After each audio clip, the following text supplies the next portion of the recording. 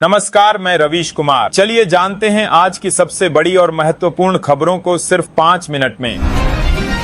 Iran और Israel के बीच बेशक युद्ध विराम हो गया हो, लेकिन हकीकत यह है कि इजराइल के लिए खतरा अभी टला नहीं है। शायद यह युद्ध का अंत नहीं बल्कि एक नए अध्याय की शुरुआत है, उस अध्याय की जहां शांति की चादर के नीचे एक बारूद भरा मैदान छुपा है। खबरें लगातार आ रही हैं कि अब ईरान ने सिर्फ आकाशीय नहीं बल्कि जमीनी मोर्चे भी खोल दिए हैं। प्रेस टीवी के मुताबिक 500 ईरानी सैनिक इजराइल की सीमाओं के नजदीक तैनात किए जा चुके हैं और ये सैनिक किसी भी पल जमीनी हमला शुरू कर सकते हैं।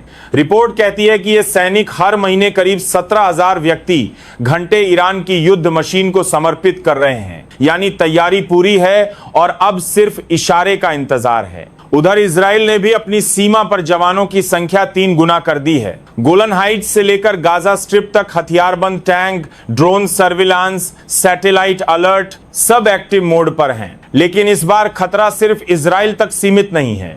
एक इजरायली सैन्य अधिकारी ने प्रेस ब्रीफिंग में बताया कि ईरान अब सिर्फ एक देश का दुश्मन नहीं रहा, वो अब यूरोप तक को अपने रडार पर ले आया है। रिपोर्ट्स के मुताबिक ईरान बड़ी तेजी से मिसाइलों का उत्पादन कर रहा है और ये मिसाइलें अब यूरोप के शहरों बर्लिन, पेरिस, रोम तक पहुंचने में सक्षम है। अमेरिकी रक्षा एजेंसी और इजरायली इंटेलिजेंस ने चेतावनी दी है कि अगले कुछ वर्षों में ईरान के पास 20,000 मिसाइलें हो सकती हैं, जिनमें से कई परमाणु क्षमता से लैस हो सकती हैं। ये चेतावनियां अचानक नहीं आईं।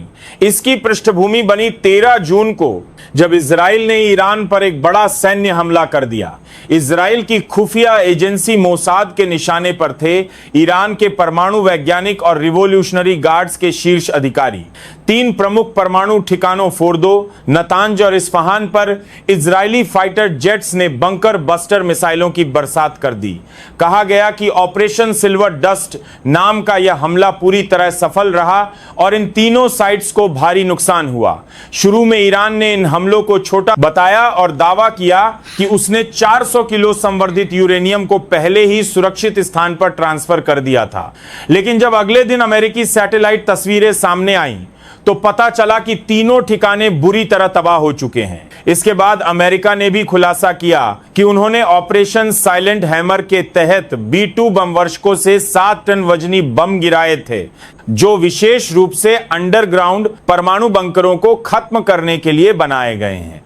अमेरिकी राष्ट्रपति डोनाल्ड ट्रंप ने प्रेस कॉन्फ्रेंस में कहा कि we have wiped Iran's nuclear infrastructure off the map. वहीं इजराइल के प्रधानमंत्री बेंजामिन नेतन्याहू ने कहा कि यह हमला इजराइल की सबसे बड़ी सुरक्षा जीत थी। लेकिन दिलचस्प बात यह रही कि ईरान ने लगातार 3 दिन तक अपने बयान बदले। पहले कहा कि हमला मामूली था, फिर कहा कि यूरेनियम सुरक्षित है।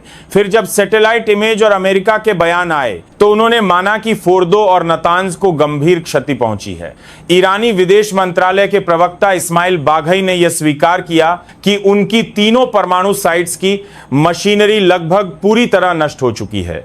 लेकिन साथ ही उन्होंने यह भी कहा कि ईरान बातचीत के लिए तैयार है अगर अमेरिका गारंटी दे कि अब और हमला नहीं होगा। यानी एक तरफ आप कह रहे हैं कि हमला हुआ ही नहीं और दूसरी तरफ आप बातचीत की पेशकश कर रहे हैं। सवाल उठता है, क्या यह डिप्लोमेसी है या डर? जैसे विशेषज्ञ मानते हैं कि यह ईरान की स्ट्रैटेजिक चुप्पी है।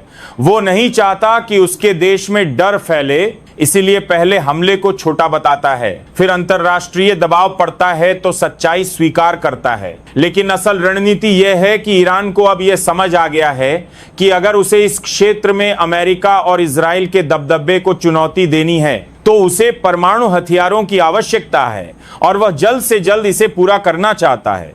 इसी सोच के तहत ईरान की संसद ने एक ऐतिहासिक बिल पास किया, जिसके तहत IAEA यानी अंतरराष्ट्रीय परमाणु ऊर्जा एजेंसी के साथ हुए सारे समझौते रद्द कर दिए गए। सिर्फ इतना ही नहीं, ईरान ने यह भी कहा कि अगर IAEA के प्रमुख राफेल ग्रोसी ईरान में पांव रखेंगे तो उन्हें फांसी पर चढ़ा दिया जाएगा। यह बयान पूरे अंतरराष्ट्रीय समुदाय के लिए चौंकाने वाला था।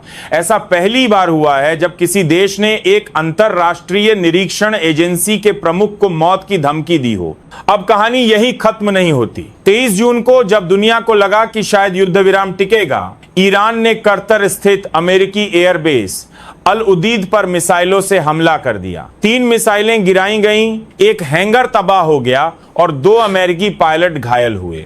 यह हमला सिर्फ सैन्य नहीं था, यह एक खुला संकेत था कि अमेरिका अब इस खेल से बाहर नहीं रह सकता। इस हमले के बाद सऊदी अरब ने भी अपनी थाद मिसाइल रक्षा प्रणाली को सक्रिय कर दिया। यह वही सिस्टम है जो बैलिस्टिक मिसाइलों को आसमान में ही रोकने के लिए डिजाइन किया गया है। सऊदी एयरफोर्स ने जॉर्डन और इराक के ऊपर उड़ते हुए ईरानी ड्रोन को मार गिराया और खाड़ी देशों में पहली बार एक साथ सामूहिक सुरक्षा रणनीति पर चर्चा शुरू हुई। उधर मोहम्मद बिन सलमान, जो पिछले साल तक ईरान से मैत्रीपूर्ण रिश्तों की बात कर रहे थे, अब खुलेआम इजराइल को समर्थन दे रहे हैं। रिपोर्ट्स बताती हैं कि सऊदी, बहरीन और कुवैत जैसे देशों ने अपने नागरिकों से कहा है कि आवश्यक सामान स्टॉक में रखें, यानी हालात युद्ध के मुहाने पर हैं। ईरान अब कह रहा है कि वह बातचीत चाहता है, लेकिन यह भी साफ कर रहा है कि अगली बार हमला हुआ तो उसका जवाब ऐसा होगा जिसे दुनिया याद रखेगी। इधर अमेरिका यह स्पष्ट कर चुका है कि ईरान का परमाणु कार्यक्रम अब सहन नहीं किया जाएगा। इजराइल तो पहले ही कह चुका है कि वह ईरान को कभी भी परमाणु शक्ति नहीं बनने देगा। इस पूरे घटनाक्रम से जो तस्वीर निकलती है वह बेहद भयावह है। यह सिर्फ 2 देशों की लड़ाई नहीं रही, अब यह जियोपॉलिटिकल पावर गेम बन चुकी है। रूस और चीन भले ही सार्वजनिक रूप से खामोश हों, लेकिन पर्दे के पीछे उनकी निगाहें हर पल बदलती स्थिति पर लगी हुई हैं। चीन का ट्रेड बेल्ट ईरान से होकर ही जाता है और रूस के लिए ईरान एक अहम सामरिक सहयोगी है। तो दोस्तों, युद्ध विराम हुआ है, लेकिन हालात बिल्कुल भी स्थिर नहीं है। जो सन्नाटा आज सरहद पर दिख रहा है, हो सकता है वो कल सुबह एक और मिसाइल हमले में बदल जाए।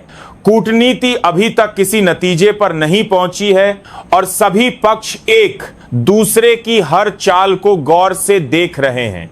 ये लड़ाई अभी रुकी है, खत्म नहीं हुई। तो अगला धमाका कब होगा? कौन पहले ट्रिगर दबाएगा? क्या अमेरिका सीधे इस युद्ध में प्रवेश करेगा या फिर यह लड़ाई एक प्रॉक्सी वॉर की शक्ल ले लेगी? क्या इजराइल ईरान को रोकने में कामयाब होगा या फिर ईरान वो करेगा जो दुनिया को कभी मंजूर नहीं? जवाब भविष्य के पास है, पर हमें देखते रहना होगा।